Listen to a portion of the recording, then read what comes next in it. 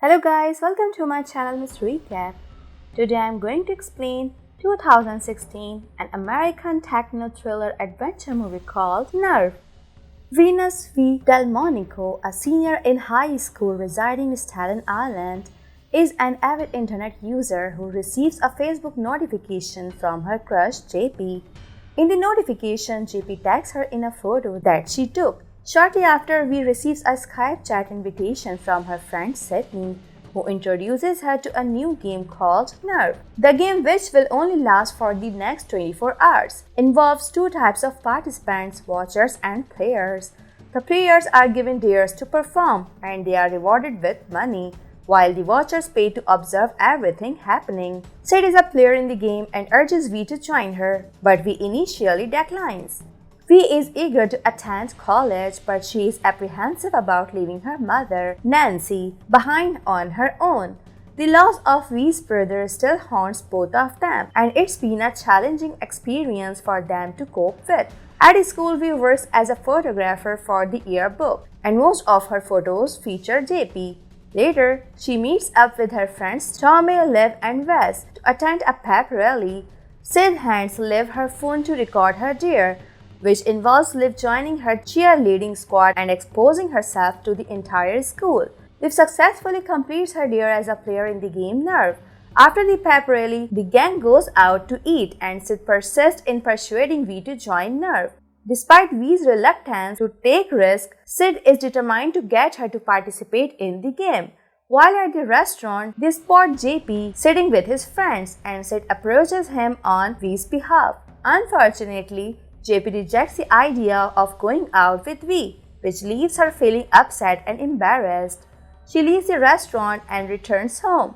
Once at home, Vee logs on to Nerv and reads the rules before deciding to become a player. The game requires participants to record their dares on their phones, and if they back out or fail, they lose the money they earned. Additionally, the game wants players not to reveal any information about Nerv, or there will be severe consequences. However, once we become a player, Nerv begins to collect her personal information, which makes her uneasy. Vee reaches out to Tommy to accompany her to a dinner to complete her first dare as a Nerv player. She must kiss a stranger for 5 seconds to earn $100, but she hesitates to choose someone. Eventually, she notices a man named Ian reading her favorite book, Virginia Woolf's To the Lighthouse. Vee kisses him while Tommy records the dare. Once the dare is completed, Vee rejoins Tommy, who seems more annoyed than impressed, secretly harboring feeling for Vee. Suddenly, Ian disappears from their sight, only to be seen again soon after, putting on a performance in the dinner as part of his dare. He goes over to Vee's table and invites her to join him in the city for a $200 reward. Although hesitant at first, Vee eventually agrees to join Ian on his motorcycle, leaving Tommy behind. Vee and Ian make it to the city and separate. Vee receives a new dare to try on a couture dress, and as she does so, she spots Ian trying on a suit in the same store. However, when they return to their dressing rooms, they find that all of their possessions have been stolen. Their next dare is to leave the store in only their underwear, which they do as a crowd of watchers records them. As they exit the store, they discover their claws on Ian's motorcycle provided by Nerv. As Vee and Ian prepare to head out for their next dare, they encounter a player named Ty, who recognizes Ian and comments on their dares. Ty implies that he knows Ian, which piques Vee's interest. Meanwhile, Tommy remains at the dinner and decides to monitor Vee's actions. He reaches out to his hacker friend Azar and requests a ticket to Aruba. Though Azar is hesitant to complete, she sends him a code to access a site called Aruba, where Tommy discovers past videos of Ian playing Nerv a year later. Ian had stolen the motorcycle and was hanging from a crane with two other guys. Sid is going around the city with Liv and Wes to continue her dares while gaining more followers. She becomes displeased when she learns Vee is catching up to her watch account. Vee and Ian go to tattoo parlor. Ian draws a secret tattoo for Vee to get. It turns out to be a lighthouse as a nod to her favorite book. Nancy then notices that money is being transferred into her and Vee's joint account. She calls Tommy to ask what's going on, Tommy, unable to snitch, says Vee got a job and is having money transferred to her account.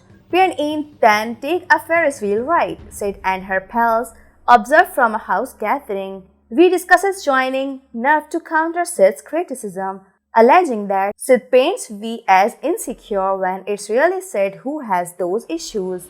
Vee also mentions Sid's habit of inviting guys over when her folks are away. This deeply wounds Sid, who seeks out a new dear. At the party, Ty suggests that Sid join forces with him, but she declines. Later, Ian proposes that they attend the party. Sid gets excessively inebriated and is dared to traverse a tightrope between two buildings. This challenge is particularly daunting for Sid, who has a fear of heights. While attempting the dare, Sid slips and drops her phone. In response, she quits playing Nerv altogether.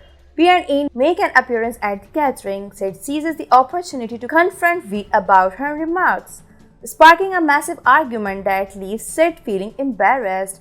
In a surprising move, Vee decides to take on Sid's chair and easily traverses the ladder. As she tries to make amends with Sid, she discovers her kissing JP to make matters worse. Vee finds out that Ian was there to cause a rift between them. Fuming, Vee decides to go to the authorities. Ian pleads with her not to, but Vee is resolute. However, when she informs a police officer about Nerv, nothing happens.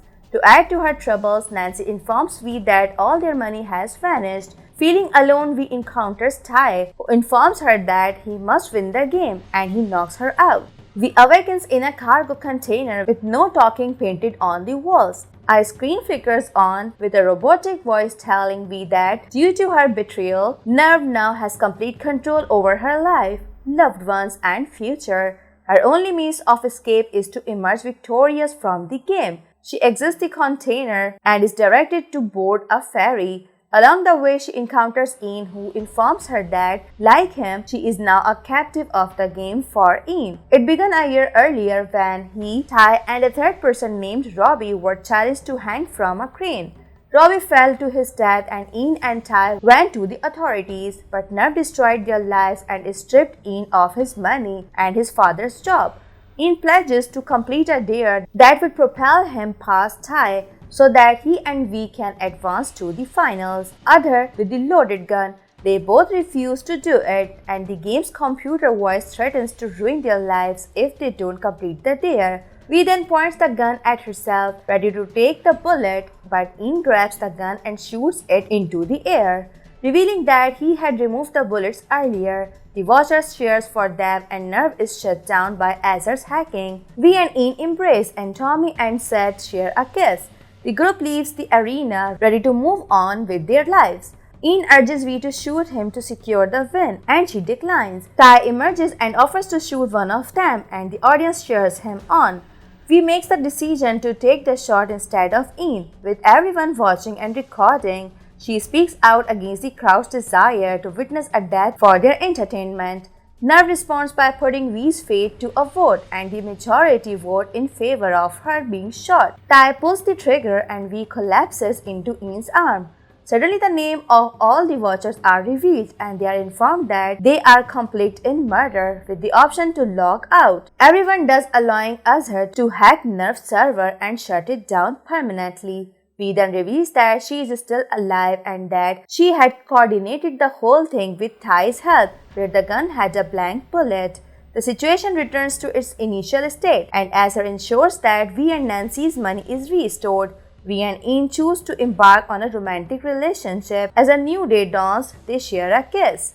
The movie ends here. Thanks for watching. If you like it, so please don't forget to subscribe my channel.